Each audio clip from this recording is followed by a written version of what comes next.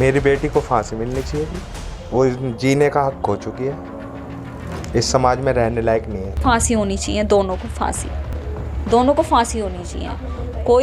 कोई उम्र कैद नहीं, कोई नहीं, फांसी होनी चाहिए, जिससे आने वाले बच्चों को भी पता चले कि क्या होता है। पेरेंट्स गलत का साथ नहीं देते। वो मेरी बेटी को मेरे से ज़्यादा प्यार करता था, उसकी गलतियां तक छुपाई है मेरे से, नहीं बताता था, खुद झेलता रहता था, इसलिए मैं इम्प्रेस था और बेटा मानने लगा। इस काम के बाद वो मेरे ज़िंदगी से ख़त्म हो चुकी है मेरी बेटी। फीलिंग भी नहीं है, पर उसके लिए है, दामाद के लिए है। मैं उसे इंसाफ दिलाना चाहता हूँ पूरा। हम मौजूद हैं उस परिवार के साथ जिन्होंने अपनी बेटी को खुद पुलिस को ले जाकर के सौंपा और इनके सौंपने के बाद में ही इस जघन्य हत्याकांड का खुलासा हुआ, जिसके अंदर एक पत्नी ने अपने पति को अपने प्रेमी के साथ मिलकर मौत के घाट उतार दिया था। आखिर क्यों ये घटना हुई, कैसे हुई, हमारे साथ बात करने के लिए जो आरोपी मुस्कान है उसकी माँ मौजूद हैं, उनसे ही बात करते हैं। क्या नाम है आपका? कविता रस्तोगी। कविता जी, ये जो एक जघन्य हत्याकांड हुआ है, इसके बारे में आपको कैसे पता चला और आप कैसे थाने लेकर के पहुंची और अब आप क्या चाहती हैं? जस्टिस चाहती हूँ मैं, मेरी बेटी है, मैं मानती हूँ, लेकिन ऐसी बेटी नहीं चाहिए मेरे को। क्या दुनिया में किसी को नहीं चाहिए।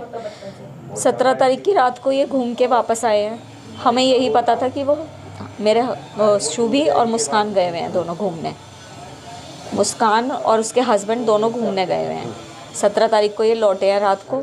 केवल हमें उसने अपनी बेटी को मैसेज करा था कि मैं बेटा मम्मा रात तक आ जाएगी, इसलिए हमें पता था कि वो 17 तारीख की रात को आ रही है। हमसे कोई बात नहीं हुई उसकी। 18 तारीख की 12 बजे उसकी वीडियो कॉल आई मेरे पास कि मम्मी मैं आ गई हूँ। मैंने कहा ठीक है बेटा, मेरी पीहू से बात करवा दो, उसकी बेटी है पीहू मुस्कान की। उससे हमने बात करवाई। बात करते करते वो रोने लगी मुस्कान। मैंने कहा बेटा क्या हुआ, तुम वहाँ पे घूमने गए थे या लड़ने गए थे? मुझे यही लगा, शुरू से लड़ते हुए आ रहे हैं दोनों, शुभी सौरभ आपस में। होती हैं आर्ग्यूमेंट्स, ऐसा नहीं कोई भयंकर वाली लड़ाई होती है, आर्ग्यूमेंट्स होती हैं। मैंने कहा फिर तुम्हारी दोनों की कोई आपस में बहस हो गई है? कह रही हाँ मम्मी हुई है। मैंने कहा क्या बात है बताओ? कह रही मम्मी घर आके बताऊँगी। मैंने कहा ठीक है घर आ जा। जब हमारी 12 बजे बात हो गई, उसके बाद ये 4 बजे आई है शाम को हमारे पास।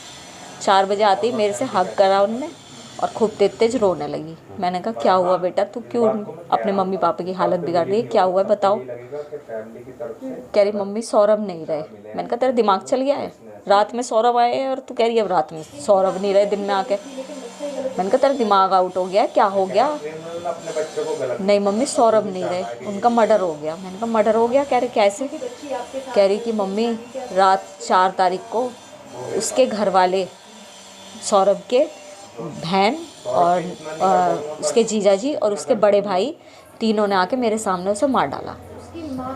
उसने हमें ये कहानी सुनाई आके मुस्कान ने। तो आपको कैसे पता चला कि मुस्कान ने ये हत्याकांड को क्यों अंजाम दिया है, क्यों हत्या करी, कैसे आपको पता चला? उसने हमें जब हमने सब उससे बात पूछी, उसके बाद उसने हमसे ये कहा कि साहिल ने कहा था इससे कि अब तुम्हारे हस्बैंड आ गए हैं, अब तुम नशे नहीं कर सकती मेरे साथ। हमें ये भी बात उसने कल बताई है कि मम्मी मुझे 2 साल से नशे की आदत हो गई है बहुत ज़्यादा, मैं सबके बिना रह सकती हूँ, मैं नशे के बिना नहीं रह सकती। आखिर वो कौन सा नशा था जिस नशे को वो कर रही थी, वो नशे की आदत उसको कैसे पड़ी? उस टाइम वो भी कल बहुत हालत ख़राब थी उसकी। उसने नाम वाम तो नहीं बताई, वो करी कि इंजेक्शन लेती थी, कुछ सिगरेट में पाउडर वाउडर लेती थी। हमें इस चीज़ की नॉलेज नहीं है, लेकिन कह रही थी मुझे साहिल ला के देता था और वो करवाता था वो सारे नशे। तो ये जो साहिल है कि नशे का कारोबार करता था, क्या करता था, मतलब किस तरीके से? कारोबार वगैरह देखिए हम उस लड़के की डिटेल कुछ नहीं जानते। आजकल के बच्चे आप भी जानते हैं, आपके भी होंगे, कि व्हाट्सएप पे लगे रहते हैं, मोबाइल सोशल मीडिया पे लगे रहते हैं। बच्चे किससे बात कर रहे हैं, क्या कर रहे हैं, वो पेरेंट्स को नहीं पता होता, और यंग बच्चों का तो बिल्कुल ही नहीं पता होता। वही उसकी स्थिति थी। लेकिन सौरभ को भी ये बात पता थी कि साहिल उसका फ्रेंड है, उसके वो टच में हैं, बात करते थे, और ये बात उसके फ्रेंड्स भी जानते थे। लंदन में बैठे हुए उन्होंने उस शुभी पे पूरे नज़र छोड़ रखी थी, मतलब सौरभ के जो सारे फ्रेंड्स थे उस पर नज़र रखते थे, इसलिए वो घर में से नहीं निकलती थी केवल पीहू को ट्यूशन छोड़ने के लिए या कभी मेडिकल स्टोर पे जाना अच्छा, है। जैसे आपको पता चला, उसने कबूल लिया कि उसने हत्या की है अपने पति की, तो आपने इस घटना को छुपाने की कोशिश करी या पुलिस के पास क्यों लेकर के गए? क्या आपके दिल में था? हमें सौरभ की आ रही थी, उनने उसके साथ बहुत बुरा करा, हमें उसकी तस्वीर घूमने आ रही थी, उनने हमारी बहुत रेस्पेक्ट करी, उसके प्यार की उनने कोई वैल्यू नहीं रखी, कोई वैल्यू नहीं रखी। ब्लाइंड लव करता था वो, मतलब पैर धो के पीने लायक लड़का था वो। अपने पेरेंट्स को छोड़ा, अपने करोड़ों की प्रॉपर्टी छोड़ी, उसकी मम्मी पापा ने उसे बेदखल कर दिया उस बच्चे के लिए।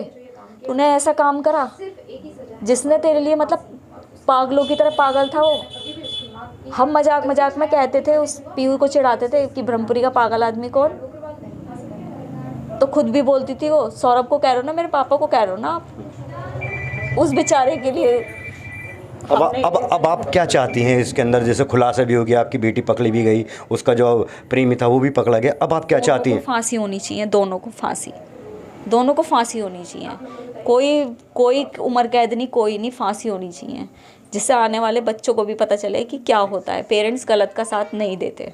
जो ये हत्याकांड हुआ है, आपके दामाद थे, आपकी बेटी ने किया है, कैसे आपको पता चला और आप जो थाने तक लेकर के गए, ये पूरा मामला है क्या? इस कहानी को ज़रा एक बार विस्तार से समझाइए।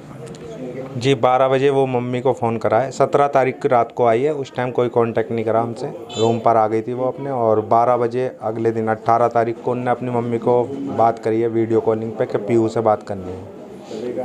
पीहू से बात वीडियो कॉलिंग पे हो रही थी, तो वो डिस्टर्ब लग रही थी और रो रही थी। तो मम्मी ने पूछा क्या बात है, सौरभ से लड़ाई हुई है क्या?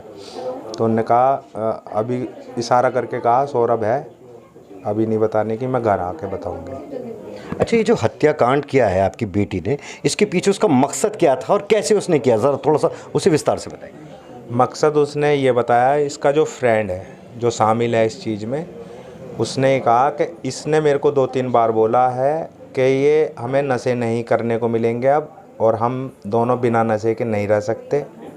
और मेरी बेटी ने कहा मैं भी नहीं रह सकती अब बिना नशे के, इसलिए हटा दिया उसे रास्ते से।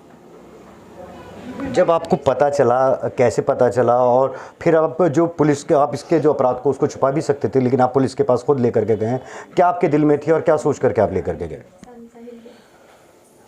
कहने को तो दामाद ही है जी, पर मैं उससे इम्प्रेस इस बात पे था कि जितना प्यार मैंने अपनी बेटी से करा है किसी से नहीं करा, और उसने मेरे को भी फेल कर दिया।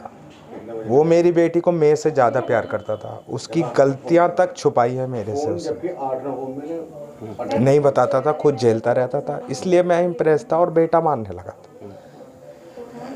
इस काम के बाद वो मेरे ज़िंदगी से ख़त्म हो चुकी है मेरी बेटी, फीलिंग भी नहीं है, पर उसके लिए है, दामाद के लिए है। मैं उसे इंसाफ दिलाना चाहता हूँ पूरा। जो आपसे बात कर रहा हूँ इसी मकसद से कर रहा हूँ कि मेरे दामाद को इंसाफ मिल जाए। अब आप क्या चाहते हैं? जो मतलब पता चल गया है कि आपकी बेटी और उसका जो दोस्त है साहिल, वो दोनों हत्यारे हैं जिन्होंने आपके दामाद की हत्या की है। अब इस पूरे हत्याकांड में आप क्या चाहते हैं? क्या होना चाहिए? मेरी बेटी को फांसी मिलनी चाहिए जी, वो जीने का हक खो चुकी है, इस समाज में रहने लायक नहीं है। एक इनकी, आपकी जो एक नवासी भी नाती भी है जो 5 साल की है, अब उस नाती को किस तरीके से पालेंगे और वो किसके पास रहेगी, उसका क्या होगा? वो मेरे पास रहेगी जी, और सब कुछ मैं करूँगा। एक बाप की तरह तो नहीं कर पाऊँगा, पर हाँ मैं उसका नाना हूँ, और इस मोहल्ले में 1.5 साल से हूँ। 1.5 साल पहले ये मकान लिया था। इस मोहल्ले में सब ये जानते हैं कि ये सबसे छोटी बेटी है मेरी, ये नहीं जानते कि मैं उसका नाना हूँ। ये देखिए, हमारे साथ जो बात कर रहे थे, जो आरोपी मुस्कान है, उसके माँ और बाप दोनों ने बात की और दोनों ने एक ही मांग रखी है कि उनकी बेटी को फांसी की सज़ा होनी चाहिए और जो उसका प्रेमी उसको भी मौत की सज़ा मिलनी चाहिए। मेरठ से Naeem Saifi, times now, town Bharat.